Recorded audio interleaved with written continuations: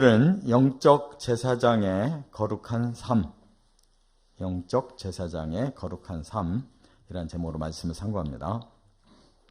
이제 성전에 누가 들어오느냐 하는 문제를 앞에서 상고했는데, 그 중에서 가장 하나님이 귀하게 여기시는 자가 사독의 자손들이었다 그랬어요. 그들은 이제 대대로 제사장 일을 한 사람들인데, 이 두 계열이 있었어요. 아비아달 계열과 사독이라고 하는 계열이 있어요. 그동안 아비아달이 계속 대제사장을 하면서 그 자손들이 이제 쓰임을 받아온 건데, 그만 하나님의 뜻을 제대로 파악을 못하고 다윗의 그 아들 압살롬의 구테타의 편에 서게 되고, 또 나중에 다윗이 그 왕위를 물려줄 때 하나님은 다윗의 아들 솔로몬을 지명하셨는데, 엉뚱하게 또 아도니아라는 다른 아들 편을 들게 됨으로써 하나님 앞에 버림받습니다. 아비아달 그 계열은.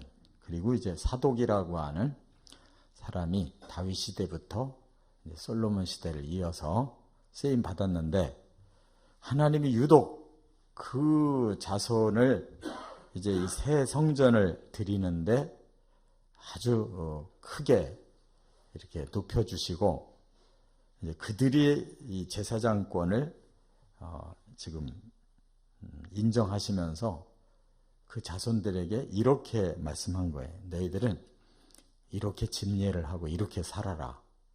그 말씀하셨어요. 그러면 이걸 그대로 한다면 다시 율법 시대로 돌아가는 겁니다. 성전도 제사를 드리는 일이 이제 제일 중요한 일이잖아요. 그렇다면 하나님이 새 성전을 지어서 다시 또 율법을 순종하고 그 시대를 회귀시키려고 하는 거냐? 그게 아니에요.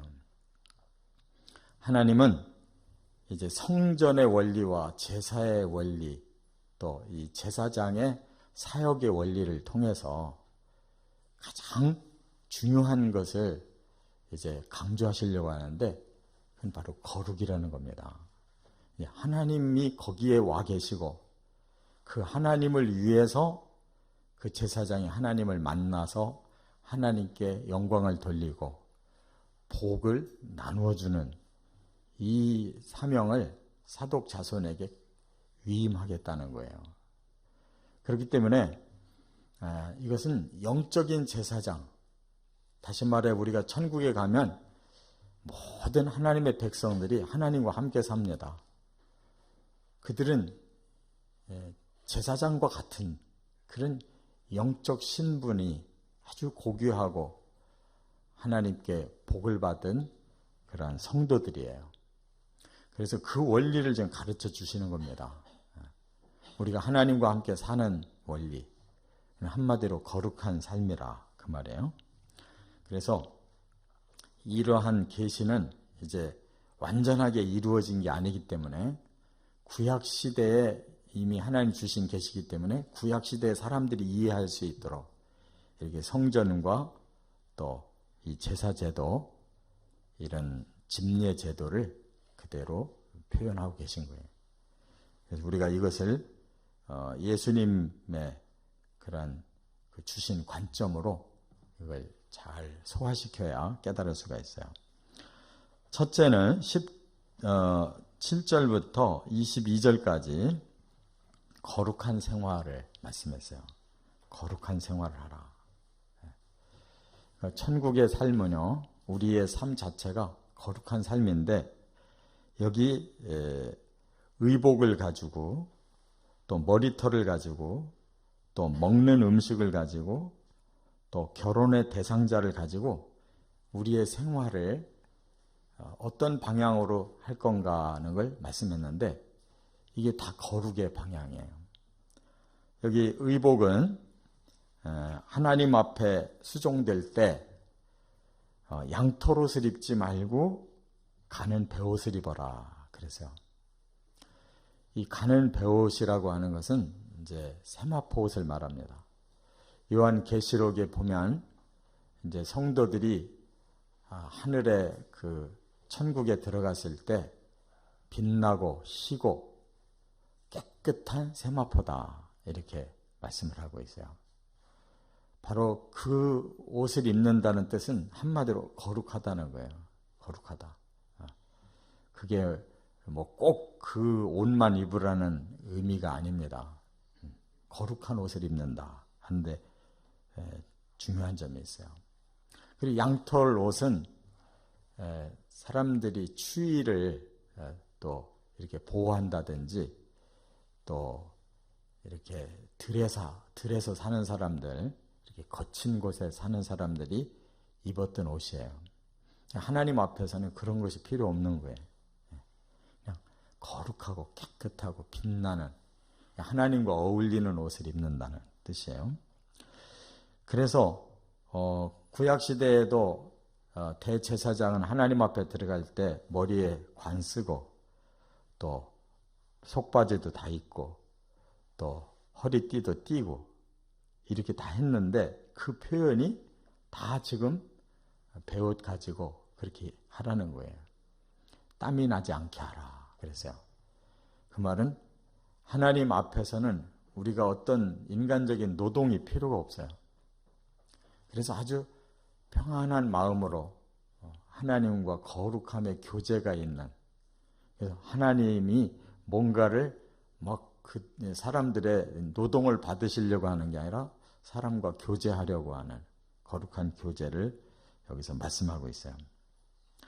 그리고 또 머리털도 아주 밀지도 말고 아예 다 그냥 내버려둬서 기르지도 마라. 그 말은 단정하게 깎아라 그 말이에요. 그래서 하나님 앞에서 모두가 다 단정한 모습을 가져라. 이 성경에 그런 교훈이 많잖아요. 우리 사람들로 하여금 단정한 모습으로 살아라. 그게 거룩한 모습인 거예요. 또 먹는 것도 포도주를 먹지 마라. 그래서요. 아마 술 좋아하는 사람들, 포도주 좋아하는 사람들은 천국 가기 싫을 거예요. 근데 왜 포도주를 먹지 말라고 했느냐? 그 맛이 없어서 먹지 말라는 게 아니에요. 취하지 말라는 거예요. 왜냐하면 그 기능이 사람의 거룩을 상실시키기 때문에. 또 이 대제사장이 결혼해야 될 대상은 과부나 이혼녀는 안 된다. 오직 이스라엘 족속의 처녀와만 결혼해야 된다. 이 뭘 말하는 거예요? 신분 말하는 겁니까? 깨끗한 거룩한 자와 결혼하라는 뜻이고, 그리고 혹 가능할 수 있는 것은 제사장의 과부와는 가능하다 그랬어요.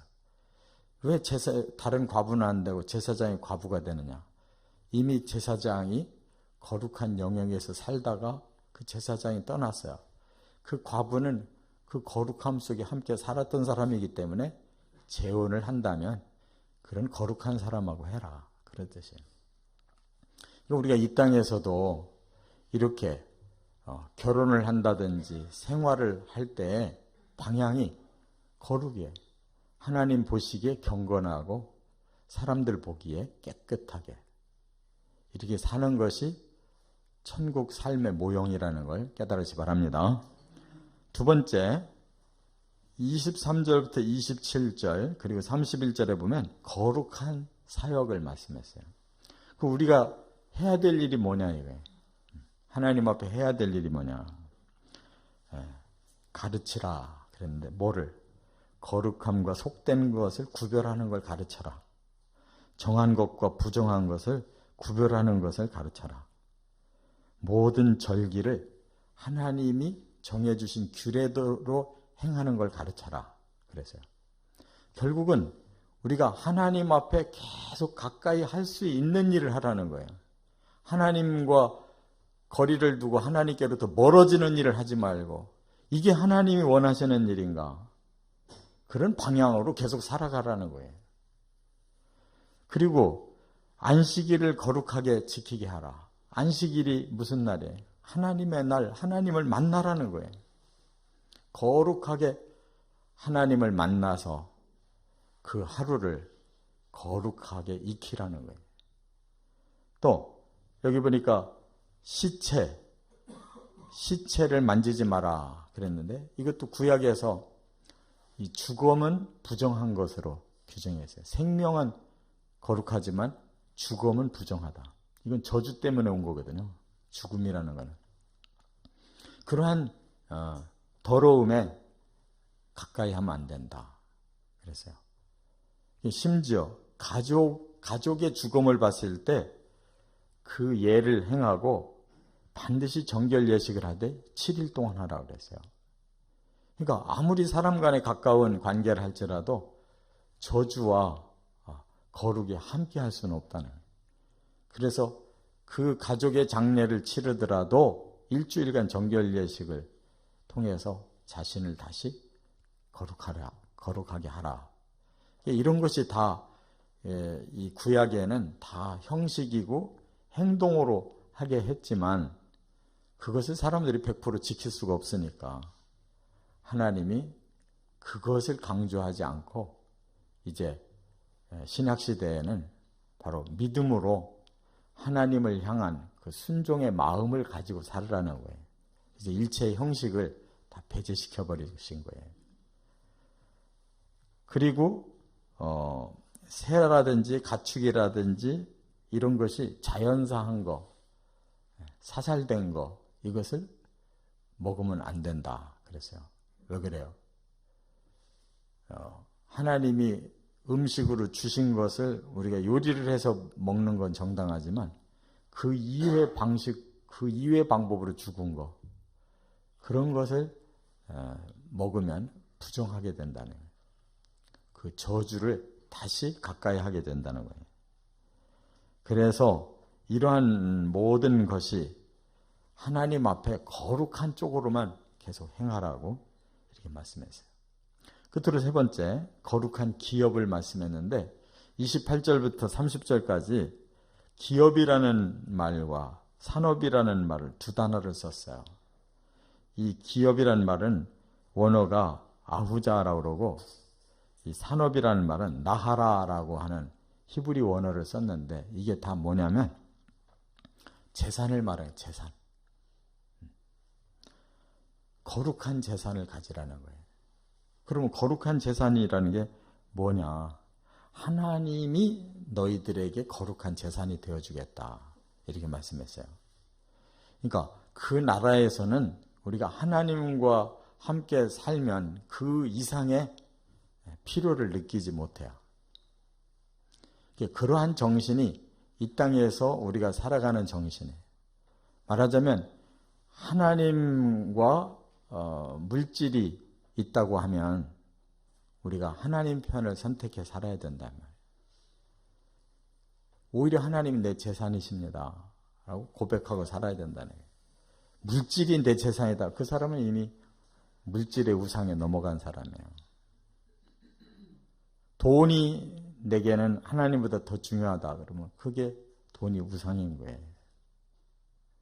내 자식이 하나님보다 더 중요하다 그러면 자식이 우상인 거예요. 하나님이 내 재산입니다. 하나님 밖에는 나는 더 소중한 게 없습니다. 이런 거룩한 영적 재산을 귀히 여겨야 된다는 거예요. 이렇게 살 때 하나님께서 모든 걸 다 주신다고 그랬어요. 어떤 걸 주시냐? 여기 보니까